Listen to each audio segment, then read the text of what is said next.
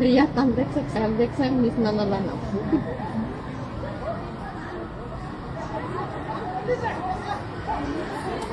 Mana tsy avoaka ilay anaty kitapo lay. Why?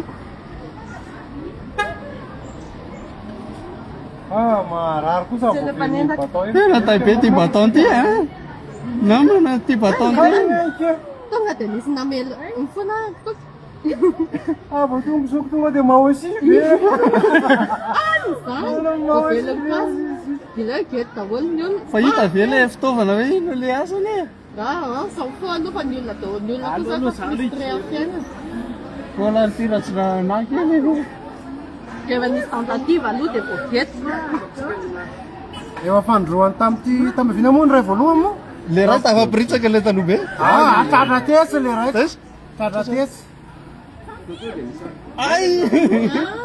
Ray. Samy mata daholo aloha zao. Fa samy maka menaka avy ry zareo. Dia mahafaty io. Allo faty any dia fa Lex. Lexa, ary Lex miala mihitsy a. Ity zao dia anala an'ilay taloha rehetrarehetra tamin'ny heritaona misy izy hoa. Izy zoko fantsangana ihany. Tanjon'ny Lex hoa to dia anala an'ilay heritaona mahery teo mintsy azy misy orony a. Zoko ve io milingilingy kely.